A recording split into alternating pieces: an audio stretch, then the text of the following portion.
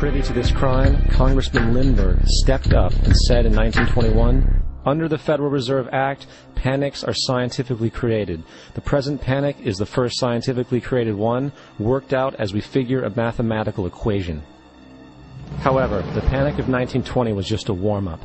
From 1921 to 1929, the Fed again increased the money supply, resulting once again in extensive loans to the public and banks. There was also a fairly new type of loan called a margin loan in the stock market. Very simply, the margin loan allowed an investor to put down only 10% of a stock's price, with the other 90% being loaned through the broker. In other words, a person could own $1,000 worth of stock with only $100 down. This method was very popular in the roaring 1920s, as everyone seemed to be making money in the market. However, there was a catch to this loan. It could be called in at any time and had to be paid within 24 hours. This is termed a margin call, and the typical result of a margin call is the selling of the stock purchased with the loan. So, a few months before October in 1929, J.D. Rockefeller, Bernard Baruch, and other insiders quietly exited the market. And on October 24, 1929, the New York financiers who furnished the margin loans started calling them in masse. This sparked an instantaneous, massive sell-off in the market, for everyone had to cover the margin loans. It then triggered mass bank runs for the same reason, in turn collapsing over 16,000 banks, enabling the conspiring international bankers to not only buy up rival banks at a discount, but to also buy up whole corporations at pennies on the dollar. It was the greatest robbery in American history. But that didn't stop there. Rather than expanding the money supply in order to recover from this economic collapse, the Fed actually contracted it, fueling one of the largest depressions in history. Once again outraged, Congressman Louis McFadden, a longtime opponent of the banking cartels, began bringing impeachment proceedings against the Federal Reserve Board, saying of the crash and depression, "It was a carefully contrived occurrence. International bankers sought to bring about a condition of despair so that they might emerge the rulers of us all." Not surprisingly, and after 2 previous assassination attempts, McFadden was poisoned at a banquet before he could push for the impeachment. Now, having reduced the society to squalor, the Federal Reserve bankers decided that the gold standard should be removed. In order to do this, they needed to acquire the remaining gold in the system. So, under the pretense of helping to end the Depression, came the 1933 gold seizure. Under the threat of imprisonment for 10 years, everyone in America was required to turn in all gold bullion to the Treasury, essentially robbing the public of what little wealth they had left. And at the end of 1933, the gold standard was abolished.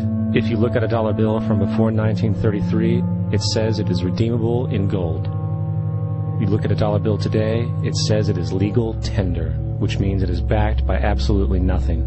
It is worthless paper. The only thing that gives our money value is how much of it is in circulation. Therefore, the power to regulate the money supply is also the power to regulate its value, which is also the power to bring entire economies and societies to its knees.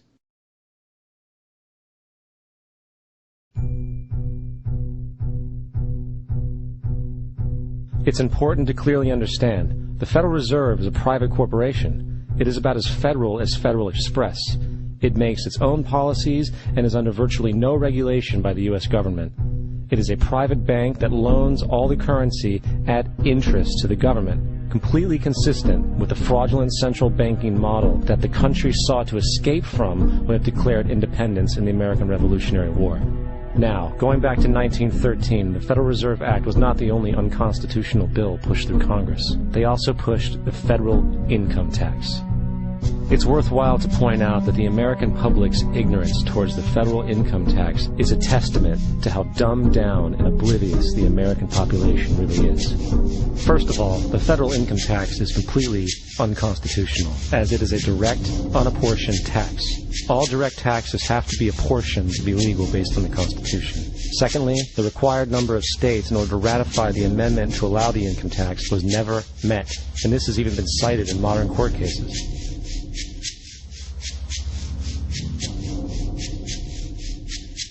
Third, at the present day, roughly 35% of the average worker's income is taken from them via this tax. That means you work 4 months out of the year to fulfill this tax obligation. And guess where that money goes? It goes to pay the interest on the currency being produced by the fraudulent Federal Reserve Bank, a system that does not have to exist at all. Not 1 cent of this tax goes towards any governmental program whatsoever. Not 1 cent. The money you make working 4 months out of the year goes almost literally into the pockets of the international bankers who own the private Federal Reserve Bank. And fourth, even with the fraudulent government claim as to the legality of the income tax, there is literally no statute, no law in existence that requires you to pay this tax, period. I really expected that, of course, there's a law that you can point to in the law book, the code, that requires you to file a tax return. Of course there is. I was at that point where I couldn't find the statute that clearly made a person liable, at least not me and most people I know, and I had no choice in my mind except to resign. Based on the research that I did throughout the year 2000 and that I'm still doing, I have not found that law. I've asked Congress, we've asked a lot of people in the IRS commissioners, helpers. They can't answer, because if they answer, the American people are going to know that this whole thing is a fraud. I haven't filed an federal income tax return since I left. I have not filed a tax return since 1999. The income tax is nothing less than the enslavement of the entire country. Now, the control of the economy and the perpetual robbery of wealth is only one side of the Rubik's Cube the bankers hold in their hands. The next tool for profit and control is war. Since the inception of the Federal Reserve in 1913, a number of large and small wars have commenced. The three most pronounced were World War I, World War II, and Vietnam. World War I. In 1914, European wars broke out centered around England and Germany. The American public wanted nothing to do with the war. In turn, President Woodrow Wilson publicly declared neutrality. However, under the surface, the U.S. administration was looking for any excuse it could find to enter it. Woodrow Wilson's top advisor and mentor was Colonel Edward House, a man with intimate connections with the international bankers who wanted to end the war. In a noted observation by Secretary of State William Jennings, the large banking interests were deeply interested in the World War because of the wide opportunities for large profits.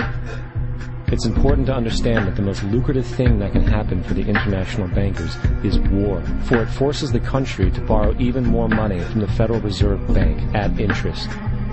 In a documented conversation between Colonel House, Wilson's advisor, and Sir Edward Grey, the Foreign Secretary of England, regarding how to get America into the war, Grey inquired, "What will Americans do if Germans sink an ocean liner with American passengers on board?" House responded, "I believe that a flame of indignation would sweep the United States, and that by itself would be sufficient to carry us into war."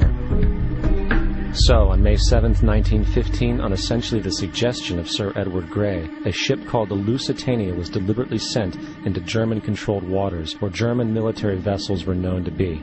And, as expected, German U-boats torpedoed the ship, exploding stored ammunition, sinking it in 18 minutes, killing 1,200 people. To further understand the deliberate nature of this setup, the German embassy actually put advertisements in the New York Times telling people that if they boarded the Lusitania, they did so at their own risk, as such a ship sailing from America to England through the war zone would be liable to destruction. In turn, and as anticipated, the sinking of the Lusitania caused a wave of anger among the American population, and America entered the war a short time after. The First World War caused 323,000 American deaths. J.D. Rockefeller made $200 million off of it. That's about $1.9 trillion by today's standards. Not to mention the war cost about $30 billion for America, most of which was borrowed from the Federal Reserve Bank at interest, furthering the profits of the international bankers. World War II. On December 7, 1941, Japan attacked the American fleet at Pearl Harbor, triggering our entry into that war. President Franklin D. Roosevelt declared the attack was a day that will live in infamy. A day of infamy indeed, but not because of the alleged surprise attack on Pearl Harbor. After 60 years of surfacing information, it is clear that not only was the attack on Pearl Harbor known weeks in advance, it was outright wanted and provoked.